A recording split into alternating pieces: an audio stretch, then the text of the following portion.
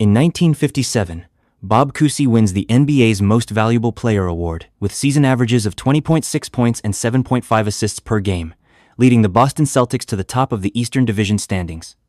The MVP vote is conducted by players, not media, and Cousy's popularity, playmaking, and floor leadership carry major weight. However, the Celtics fall short in the finals, losing to the St. Louis Hawks in a 7-game series. Meanwhile, Boston rookie Bill Russell leads the entire league in rebounding at 22.9 per game, anchoring the Celtics' defense while redefining the role of a modern center. Yet Russell receives minimal MVP support. This dominance on the glass and impact on winning remain underappreciated in a league still focused on scoring and flash. Cousy's MVP win becomes the first in Celtics franchise history, but it also triggers one of the league's earliest MVP controversies. His playoff exit casts doubt on whether regular season excellence is sufficient for the league's top individual honor. The tension between team success and individual acclaim begins to form around this award, particularly when the league's most impactful player, Russell, fails to make the final ballot. This result hints at a deeper structural issue, that MVP voting favors popularity and offense, even at the cost of overlooking a generational talent. It's the first time voters prioritize flair over foundational dominance. The 24-second clock lifts scoring to 93.1 points and sets the conditions for Russell's rookie year. Willis Reed averages 21.7 points and 13.9 rebounds for a 60-win Knicks team that finishes first in the East. His play anchors both ends of the floor for a balanced New York roster that includes Walt Frazier, Dave DeBusschere, and Bill Bradley. Voters reward Reed with the 1,970 MVP, making him the first player in NBA history to win the All-Star MVP, League MVP, and Finals MVP in the same season. But controversy builds around who he wins it over: Jerry West, who averages 31.2 points and plays all 82 games for the second-place Lakers. Reed misses 9 games and posts lower raw stats, but his team's dominance and defensive anchor role earn him the nod. West's omission becomes a lasting NBA talking point. It marks the closest he ever comes to an MVP award, despite being one of the league's most consistent scoring threats. He leads the league in minutes, usage, and points per game while guiding Los Angeles to 46 wins, yet still finishes second. The result ignites the first major best player versus best team MVP debate, a pattern that will repeat throughout league history. West's runner-up finish in 1970 stands as the most glaring example of how team success can outweigh individual brilliance in MVP voting. And it cements Reed as a postseason icon, not just a regular season anchor. In 1973, Dave Cowens earns MVP honors by averaging 20.5 points and 16.2 rebounds for the league-best Boston Celtics. The team finishes 68-14, tied for the second most wins in NBA history at the time, and Cowens starts all 82 games as their interior anchor. Standing just 6'9", he operates as an undersized center who relies on intensity and mobility rather than post dominance. His effort-based game earns praise from players and media alike, who reward his tireless defense and second-chance hustle with 36 first-place votes. The Celtics' dominance during the regular season amplifies his Kasivan, though Boston's offensive engine remains guard John Havlicek. Meanwhile, Kareem Abdul-Jabbar averages 30.2 points, 16.1 rebounds, and 5 assists for the 60-win Milwaukee Bucks, who later eliminate Cowens and the Celtics in the playoffs. Kareem, already a 2-time MVP by age 25, finishes second with 33 first-place votes despite posting better all-around stats and leading Milwaukee to the second-best record in the league. The decision reflects a shifting MVP philosophy. Voters prioritize team success and intangible impact over sheer production. Cowens' win marks a rare moment when grit outpaces dominance, and it sparks debate over whether MVPs should be judged by box scores or floor presence. Kareem responds the next year by taking back the award with a 27-win swing. Bill Walton wins the 1,978 MVP, despite appearing in just 58 games, the fewest ever for a league MVP. His Portland Trailblazers start the season 48-10, posting a .828 win percentage with Walton anchoring the middle.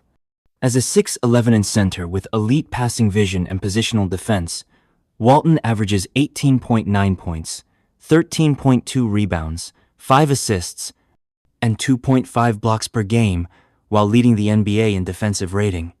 Portland's dominance behind his interior command positions them as title favorites, and voters reward his two-way influence even after he suffers a season-ending foot fracture in late February.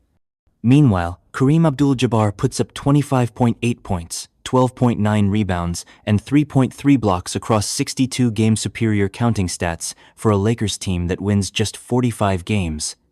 Media coverage at the time emphasizes Walton's team value and the Blazers' staggering pre-injury record, framing his absence as proof of his impact rather than a disqualifier.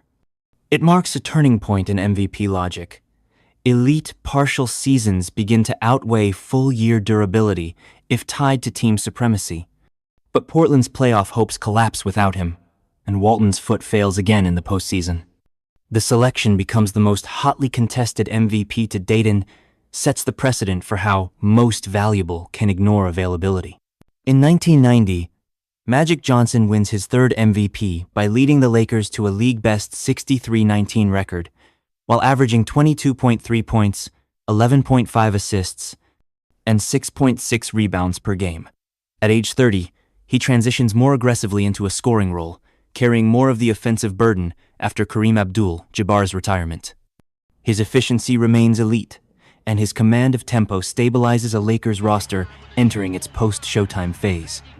Voters reward the continuity and leadership Magic brings during a season of transition, crediting him with elevating the franchise beyond its personnel turnover.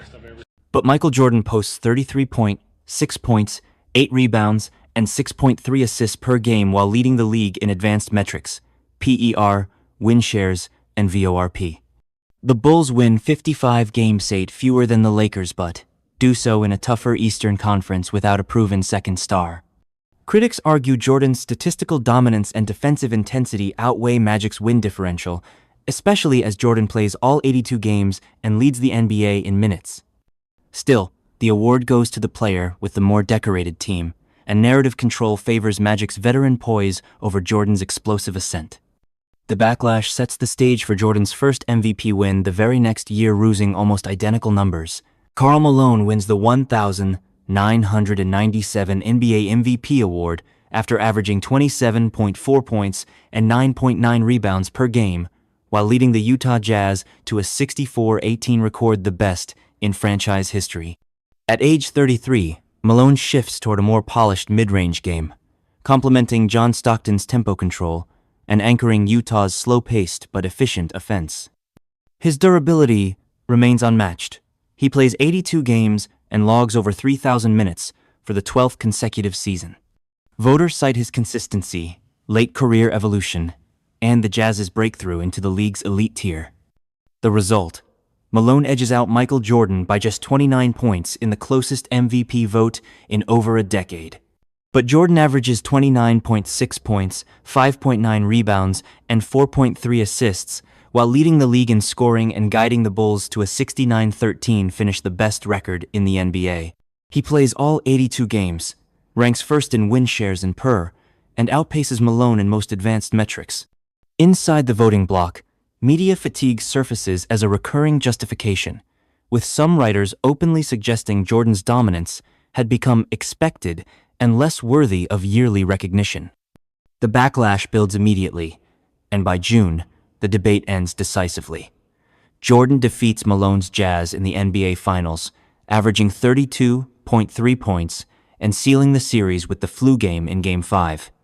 The loss frames Malone's MVP win as circumstantial learned statistically, but overturned emotionally. Dirk Nowitzki averages 24.6 points and 8.9 rebounds on 50% shooting from the field, 41.6% from three, and 90.4% from the free throw line, becoming just the fifth player in NBA history to join the 50-40-90 club.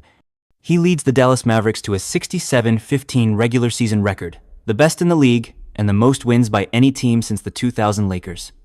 It's also the winningest season in Mavericks franchise history, powered by Dirk's blend of volume scoring and elite efficiency. The Mavericks finish first in both offensive rating and net rating, and Nowitzki plays 78 games, anchoring a team that loses just once at home after January. But Dallas is stunned in the first round of the playoffs by the number 8 seed Golden State Warriors, who match up small and fast to negate Dirk's high post game.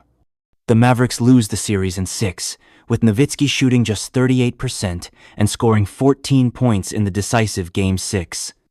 The MVP voting conducted before the postseason culminates with Dirk becoming the first player in NBA history to receive the award after being eliminated in the opening round. The optics, fuel, backlash, and media voices question whether postseason success should influence award timing. The league retains the format, but the fallout colors every MVP conversation that follows. The next year, the debate shifts to a player who wins with even fewer wins but a far stronger playoff finish.